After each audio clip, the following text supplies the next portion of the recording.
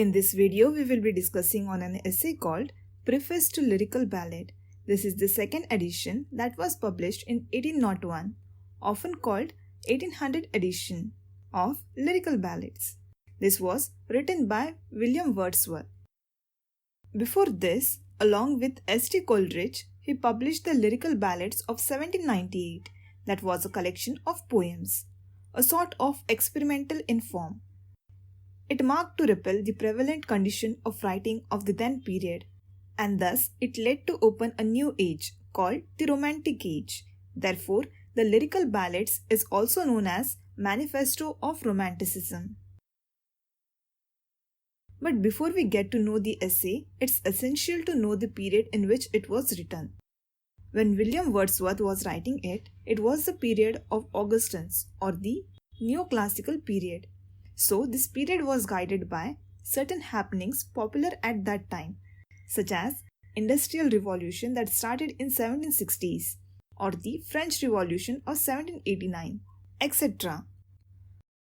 So the Augustans adapted themselves to write in a mechanical way which seemed to be artificial.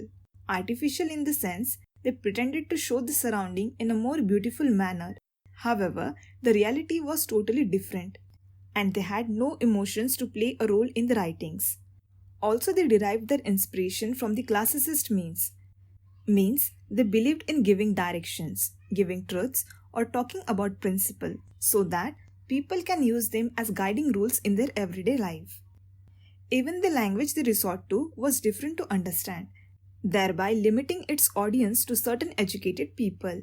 It was kind of such a boring thing that William Wordsworth not wanted to follow.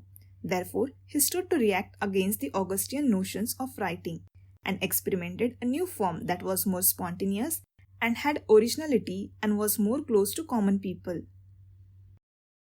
Coming forward to evaluate this essay, we see that the major aim of William Wordsworth in writing this essay was to explain the theory of poetry guiding his own composition of the poems. Then, it was a statement to save poetry from the Augustan age as well. Now here, this essay as a whole is divided into 4 parts. The first part will contain what is poetry, then what are the defining characteristics of poet, then what is the value of poetry, and lastly, what is poetic diction, or which is famously called as Wordsworth's poetic diction theory. As the essay begins, Wordsworth has certain things to say. Let me reiterate it to you. His words are in this manner. He says, "The first volume of these poems had already been submitted to general perusal. It was published as an experiment, which I hoped might be of some use to ascertain how far, by fitting to metrical arrangement, a selection of the real language of man in a state of a vivid sensation, that sort of pleasure and that quality of pleasure may be imparted which a poet may rationally endeavour to impart." So in these beautiful lines by Wordsworth, he is saying that I have already published the first volume of poems, that is Lyrical Ballad, in which I experimented with the meters and the use of language for the common peoples, so that you too, the commons, get the pleasure that a poet always wants for his audience. Now, what is poetry? According to Wordsworth, poetry is the spontaneous overflow of powerful feelings. It takes its origin from the emotions recollected in tranquility. This means Wordsworth is trying to emphasize on the role of rational mind, where the emotion that a poet goes through are thought over repeatedly and continuously, and finally they are delivered only when it is ripe. Here, Wordsworth takes rationality of Augustan age and mixes with originality of Romantic age. Therefore, he says, poetry has emotions, thought over radically and rationally over a period of time and then produced in tranquility. Tranquility in the sense when the mind is in calm and relaxed mode. Therefore, all he is trying to say is that emotions are flowing through our mind only when we are in relaxed mode. Then he also says what is not poetry. According to him, poetry is not about craftsmanship or artistry. It is about genuine and sincere feeling. Means, even if the language is not elevated, it should be able to express genuine and sincere feeling, and that makes the good poetry. It is always not necessary to give your poetry a elevated stance, that is to give a flowery touch or to have any fancy element attached to it. It should come out of the poet's mind as if emotions are flowing. In this regard, Keats says that a poetry must be as simple as growing of leaves on a tree. Next we have characteristics of poet. He states 3 of them. Some of its ideas are borrowed from Philip Sidney's An Apology for Poetry.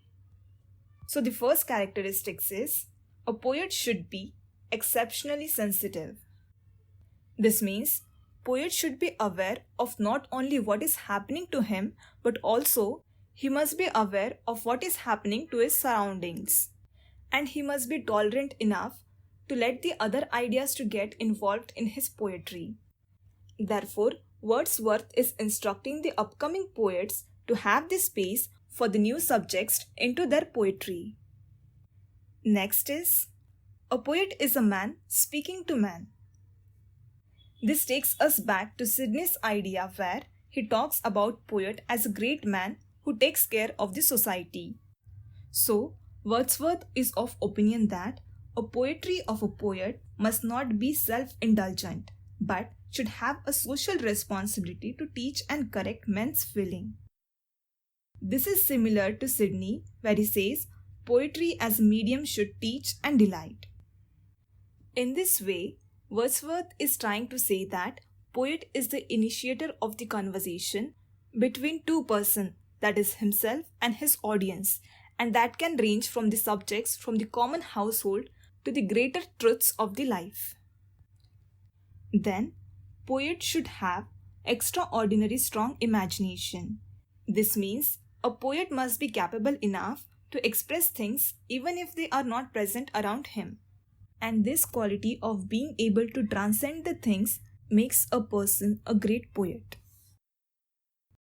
Then, value of poetry. According to Wordsworth, he says, the end of poetry is to produce excitement in coexistence with an overall balance of pleasure. Now this is similar to Aristotle's notion of catharsis, means the end of drama, or for that matter here, the poetry, it should be able to reach the audience in certain way that the audience are removed out of their reality and they get into the work that is presented in front of them, so much so that they fully get immersed in it. And this is what is called pleasure or the aesthetic feeling. Next, the objective of poetry, according to Wordsworth, is accurate reflection. Here, Wordsworth is trying to say that the matter of the poetry should reflect the actual things and not in any form mention things that are unnecessary and are useless. He brings focus to the language of the poetry because it adds to the universal function of poetry. So Wordsworth not wanted to flaunt anything. He just wanted to reflect what is actually present in this world. He believed that science and poetry should go hand in hand in order for society to maintain a balance. Then comes his idea of poetic diction, or which is famously called as poetic diction theory. In this theory, he mentions 4 important points. First is, poetic style needs to be organic, means poetry should not be bounded by rules and regulation. He believed that poetry should be expressed in such a way that there exists a correlation between language and form, and one must not go on writing whatever he thinks just for the sake of writing. Whatever is being written down, there must be some relation between every word and every comma of it. Next, the poetry should not have the stagnant poetic diction in both theory and practice.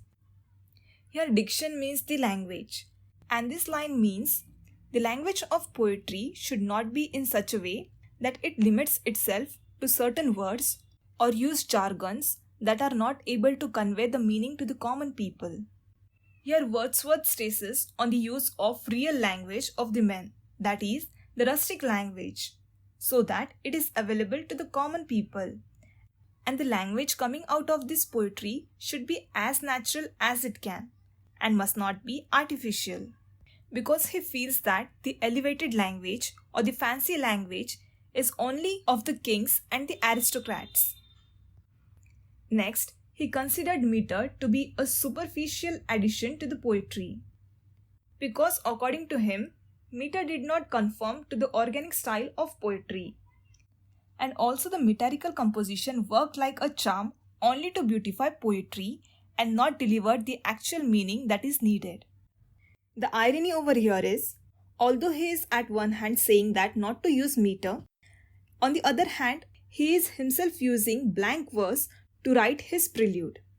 And this was not liked by many of them, because on the one hand he is saying that this is the way you should write the poetry, while on the other he himself is not abiding by the rules that he has given. And the most crucial opposition to this might be seen in St. Coleridge's Biographia Literaria.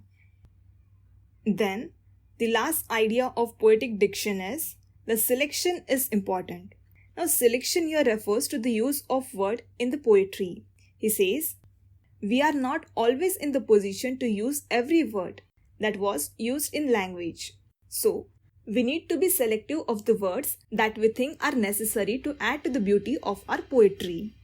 Along with this, he also emphasizes on the need to select certain qualifiers. Qualifiers are the words that enhance the actual word.